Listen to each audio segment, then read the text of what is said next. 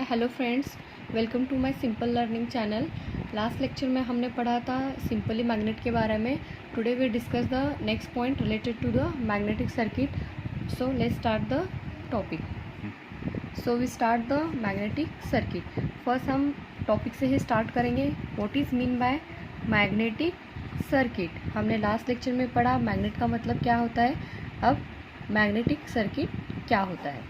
Magnetic circuit एक ऐसा closed path होता है जो कि फ्लक्स ने क्रिएट किया होता है। A closed path followed bye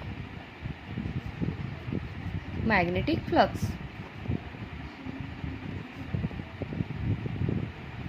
is called as magnetic circuit. Magnetic circuit का मतलब क्या होता है। A closed path followed by the magnetic flux is called as magnetic circuit. अब हम इसकी सर्किट डायग्राम देखेंगे कैसे मैग्नेटिक फ्लक्स एक कोर में फ्लो होता है। सपोज मैंने यहाँ पे एक लिया है आयरन कोर जिसकी परमेबिलिटी हाई होती है। परमेबिलिटी का मतलब क्या होता है, हमने लास्ट लेक्चर में पढ़ा हुआ था। Permeability means having permission to the flow the maximum flux. ऐसा मटेरियल जो कि फ्लक्स को अलाउ करता है, जिसकी परमेबिलिटी हाई होती है, मतलब सॉफ्ट आयरन और सॉफ्ट आयरन स्टील जो मटेरियल होती है जिसकी परमेबिलिटी हाई होती है, उस मटेरियल का एक आयरन कोर लिया हुआ है। ये क्या है, आयरन कोर। सपोज ये आयरन कोर है, इसके ऊपर हम क्या कर रहे हैं, कंसिडर एक कॉइल है हैविंग नंबर ऑफ टर्न्स। इसके नंबर ऑफ टर्न्स है, इसमें से क्या पास करेंगे, current I. Consider a coil having n number of turns wound on the soft iron core। समझ में आ रहा है। Consider a coil having n number of turn wound on the core as shown in figure।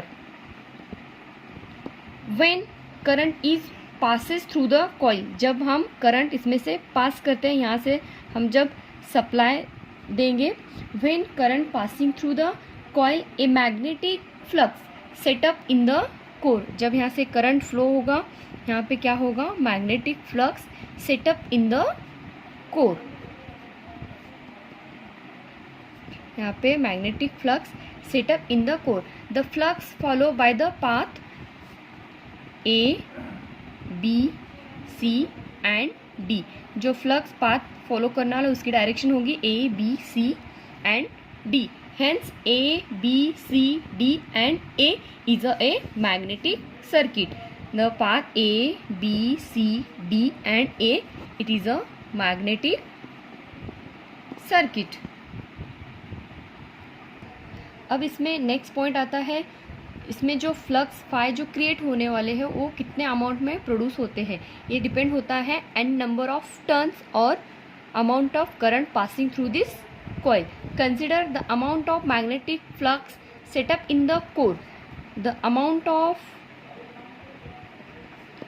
magnetic flux set up in the core, कितने amount of magnetic flux इस core में setup होने वाले डिपेंड्स अपॉन कौन सी चीज़ पर depend हो रहा है, एन, आई और N, where I means current और n means number of turns। if we increase the current or if we increase the number of turns, then amount of magnetic flux is also increases simultaneously। if we decrease the current, same decrease the number of turns, इसके साथ क्या होना है, maximum flux is also decreases। Simply हम इसको क्या बोल सकते हैं, MMF। MMF क्या होता है, मैग्नेटो मोटिव फोर्स। जैसे हमने इलेक्ट्रिक सर्किट में देखा था, EMF electromotive force magnetic circuit में होता है मैग्नेटिव मोटिव फोर्स, उसका शॉर्ट फॉर्म है MMF. MMF it is a product of N, मतलब क्या है, number of turns into amount of current flowing through the coil. और एमएमएफ का यूनिट होता है एन, नंबर ऑफ टर्न्स का यूनिट है टर्न्स और करंट का यूनिट है एम्पियर। इसका यूनिट क्या हुआ, एम्पियर टर्न, ये हुआ MMF. MMF it is a product of number of turns and amount of current flowing through the coil. ये हुआ एमएमएफ. नेक्स्ट पॉइंट है इसमें और एक important, reluctance. What is mean by reluctance? अगर सिंपली लैंग्वेज में हम इसको बोले तो reluctance is exactly same as in electric circuit. जैसा इलेक्ट्रिक सर्किट में रेजिस्टेंस होता है वैसे मैग्नेटिक सर्किट में रिलक्टेंस होता है. रेजिस्टेंस क्या करता है? Which oppose the flow of current. वो क्या करता है? Oppose the flow of current. और reluctance it is a symbol of S. Reluctance क्या करता है? Opposition that the magnetic circuit offer in the flux. Opposition करता है किसको? Opposition in the magnetic circuit offers by the offers to flux. ये magnetic circuit में flux को opposition offer करता है. It depends upon the length of magnetic circuit that is ABCD. अपने magnetic circuit की लेंथ कितनी है उस पर रिलक्टेंस की वैल्यू डिपेंड है. रिलक्टेंस का सिंबल है S और इसका length upon area mu naught और म्यू आर. इसका simply formula L upon area mu naught और म्यू आर.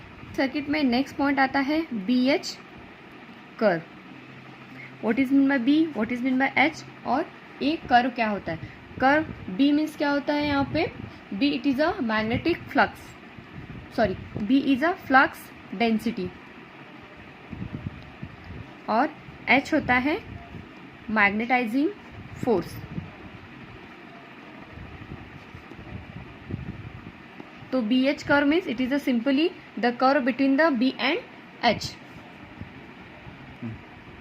BH कर्व की डेफिनेशन क्या होती है? The BH curve indicate that the manner in which flux density और flux magnetising force which can be varies. इसमें क्या होता है? हमें ग्राफ है जो कि अपने क्या बताता है? H और B की वैल्यू जिस तरह से वे वैरी होते हैं वह हमें दिखाता है. ये ग्राफ जो है BH कर्व है for the non magnetising material.